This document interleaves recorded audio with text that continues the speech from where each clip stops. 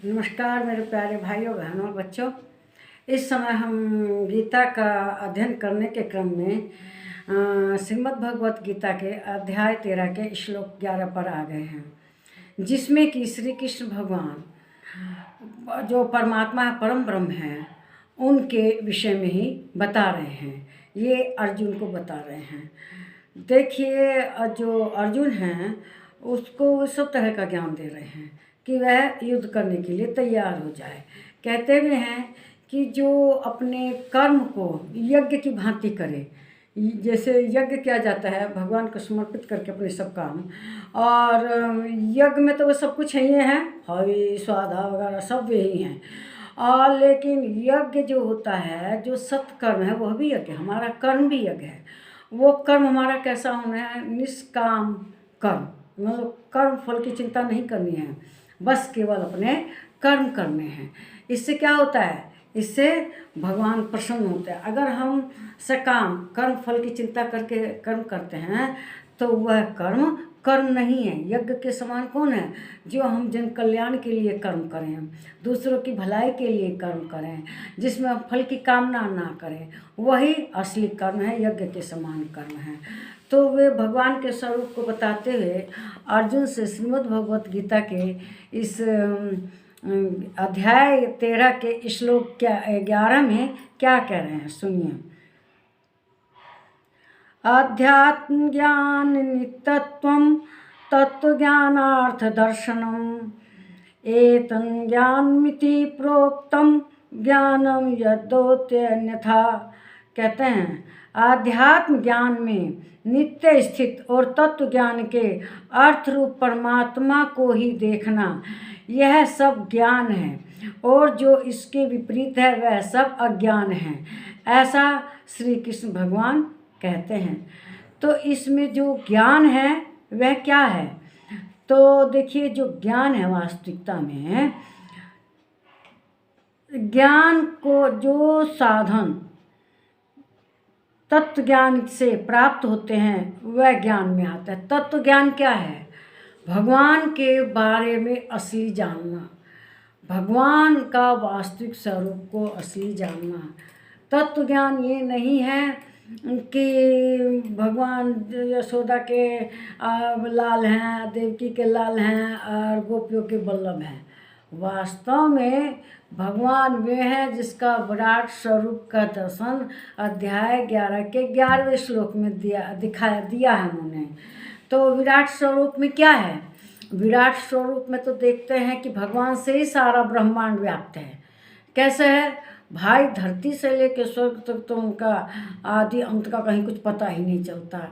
चारों ओर के हाथ पैर मुंह नाक मुंह सब उनका चारों ओर व्याप्त है। तो तत्व ज्ञान क्या है? असली विराट स्वरूप ही भगवान है।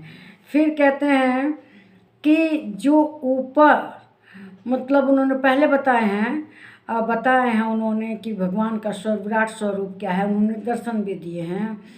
और कहते हैं जिसके अंदर अभिमान नहीं है, जिस भक्त के अंदर, जिसके अंदर दम्भ घमंड नहीं है, जो हिंसा आदि ना करे, मतलब हिंसा करना पाप है ना, आदमी अपने स्वार्थ के लिए क्या क्या मारता है, खाता है, तो ऐसी हिंसा नहीं करनी चाहिए। मनुष्य को सात्विक होना चाहिए, बल्कि वो तो कहता प्याज लहसुन भी नहीं खाना चाहिए। और फिर वे अज्ञान वृद्धि में हेतु होने वाले अज्ञान नाम से कहे गए हैं। जो अहंकार है, दम्भ है, घमंड है, मनुष्य अज्ञानतावश ही न हिंसा करता है, उस ज्ञान नहीं है। इसे देखो, पहले जो आदिकाल में जब मनुष्य जंगलों में रहते थे, उनका विकास नहीं हुआ था, तो वे हिंसा करते थे, तो वो ज्ञान नहीं था, उन्हें भगवान भी नहीं पता था कि भगवान भी होते हैं। लेकिन जब मनुष्य को ज्ञान हो गया तो हिंसा वगैरह नहीं करनी चाहिए, जीवों को नहीं मारना चाहिए, जीवों को नहीं सताना चाहिए उसे, बल्कि जो ज्ञानी है वो नहीं करता है ऐसा। जो अज्ञानी है, जिसे ये नहीं पता है कि जिस जीव की हिंसा कर रहा है उस जीव में भी हमारे जैसी आत्मा है। आत्मा कौन है? आत्मा तो भगवान का अंश है, परमात्मा है, परम जोड़ आत्मा। तो वही हमारे अंदर है, हर जीव के अंदर है। अगर हम उसकी हिंसा करते हैं तो भगवान को अच्छा लगेगा, बताओ तो। और ये शरीर क्या है? ये तो आत्मा का घर है, हाँ। इस शरीर का मालिक कौन है? उन्होंने पीछे श्लोक में बताया, क्षेत्र। क्षेत्र माने खेत, और क्षेत्रज्ञ, क्षेत्रज्ञ कौन है? परमात्मा है। तो इसीलिए हमें जो ये हिंसा वगैरह करना, अहंकार, हमारे पास कोठी है, कार है, बंगला है, इसका भी मनुष्य का अहंकार होता है कि मैं बहुत पैसे वाला हूँ, इसका भी अहंकार होता है। वह इस घमंड में, किसी के पास पद आ जाए, प्रतिष्ठा हो, इस बात का भी उसे घमंड हो जाता है। तो जो घमंड करता है वो कौन है? अज्ञानी है। ज्ञानी को घमंड नहीं रहता। ज्ञानी तो हमेशा क्या करता है? विनम्र स्वभाव से रहता है। तो यही श्री कृष्ण भगवान इस श्लोक में बता रहे हैं कि हमें किसी तरह का घमंड नहीं करना चाहिए, हमें किसी तरह की हिंसा नहीं करनी चाहिए, घमंड अहंकार भी नहीं करना चाहिए। भगवान की भक्ति में मनुष्य को अपना सब कुछ भुला देना चाहिए, अपना अस्तित्व तक भुला देना चाहिए कि मेरा नाम कहाँ क्या है, मेरा घर कहाँ है, मैं किस परिवार का हूँ। देखो जो नागा साधु लोग जाते हैं, वे अपना अस्तित्व मिटा के भगवान के भजन में जाते हैं।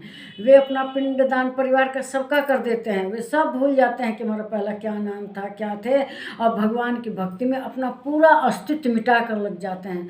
तो भगवान उन्हें सिद्ध करते हैं, उनकी सब इच्छाएं कामनाएं भगवान पूर्ण कर देते हैं। तो इसीलिए हमें अपने जीवन में अहंकार घमंड वगैरह नहीं करना चाहिए, और ऐसा करने से भगवान बहुत ही उसके ऊपर कोप करते हैं। मनुष्य को अपना अस्तित्व मिटाकर भगवान के स्मरण में लगना चाहिए, भगवान में ध्यान लगाना चाहिए। अगर मेरे विचार आपको अच्छे लगे हैं तो इस वीडियो को लाइक कीजिए, शेयर कीजिए, इस पर कमेंट कीजिए। देखिए कमेंट बॉक्स इसीलिए होता है कि जो आपको अच्छा लगे वो तो लिखें, और जो आपको अच्छा नहीं लगता उसको भी लिखिए।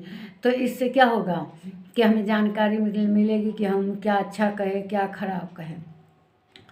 तो इस वीडियो को लाइक कीजिए, शेयर कीजिए, इस पर कमेंट कीजिए, मेरे चैनल को सब्सक्राइब कीजिए। ठीक है, अपना ख्याल रखिए, भगवान के अनुसार अपना जीवन बिताइए। नमस्कार।